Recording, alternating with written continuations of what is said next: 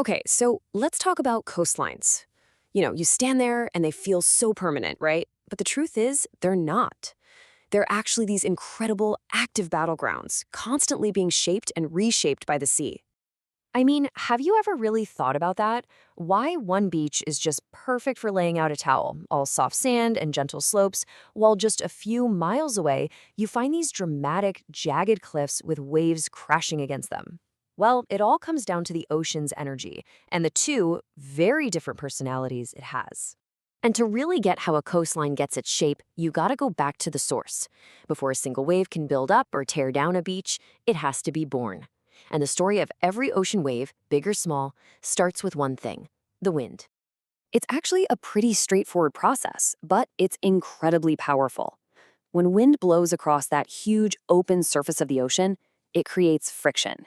It literally grabs onto the water. And this isn't some gentle nudge. We're talking about a massive transfer of energy straight from the atmosphere into the water that whips the surface into the waves we all know. So here's a key idea you need to know. It's called fetch. Just think of it like a runway for the wind. The longer that runway, the more open water the wind can blow across without being interrupted, say across the entire Pacific, the more time it has to just pump energy into the water. So a really long fetch means a huge, powerful wave. A short fetch, a much smaller one. It's really that simple. So you have all this wave energy finally arriving at the coast. And what's fascinating is that these waves act like two totally different kinds of sculptors. One is the builder, who carefully adds material to the coastline, and the other is the carver, who just violently chips away at it. All right, let's start with the first personality, the more gentle of the two, the builder. Now, the scientific name for this is a constructive wave, and just like its name suggests, its whole job is to build up the beach. You'll find these builder waves when the weather's calm. They're not very tall, usually less than a meter high, and they arrive pretty slowly. Maybe only 8 to 10 of them roll in every minute. You know the ones. They're those gentle, lapping waves you picture on a perfect day at the beach.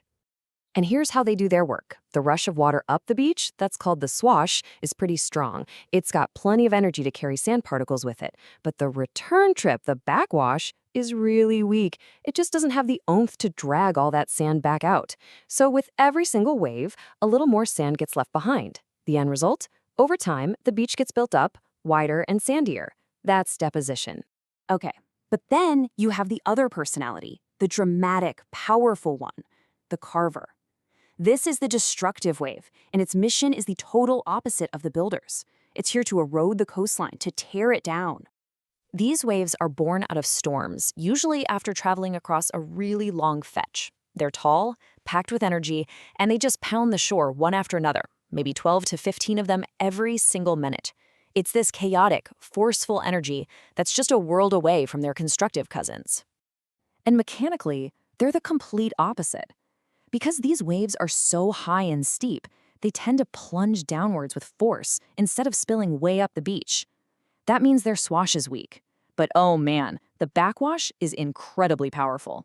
It has so much energy that it just scours the beach, dragging sand, pebbles, you name it, back down into the sea. This is erosion in action, and it leaves the beach much steeper and often rockier. So when these destructive carver waves get to work, they don't just use brute force. They actually show up with a whole toolkit of methods for breaking down the land. Let's take a look at what's in that kit. First up, tool number 1, hydraulic action. This is basically pure, raw power. It's the force of tons of water smashing into a cliff. But it's also kind of clever. Water gets forced into every little crack and fissure in the rock, and when that happens, it compresses the air trapped inside.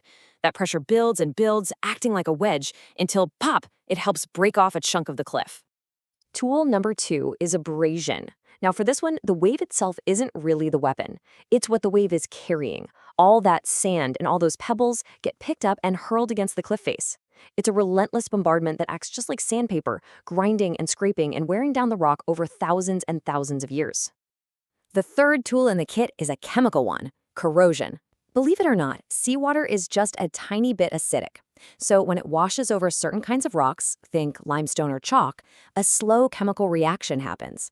This isn't violent at all. It's a quiet, steady process of the rock itself just dissolving, bit by bit. And finally, there's attrition. Now, this one is a little different.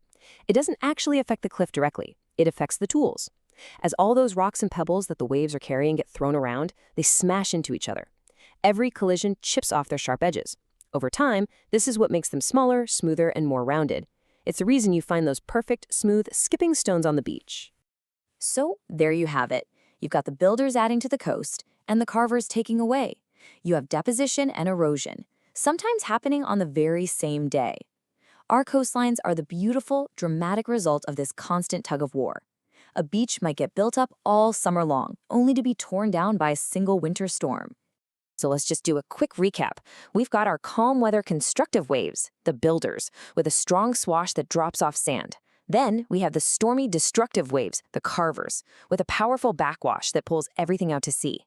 That carving happens with four main tools: the force of hydraulic action, the sandpaper of abrasion, the chemical dissolving of corrosion, and the rock-on-rock action of attrition. And the biggest takeaway? Our coastlines are never static. They are always a work in progress. So the next time you find yourself standing by the ocean, take a second and really look. Are the waves gentle builders carefully placing sand on the shore? Or are they powerful carvers, dragging pebbles back with a roar? You're not just watching the water, you're actually watching a sculptor at work. What forces will you be able to see shaping the world right in front of you?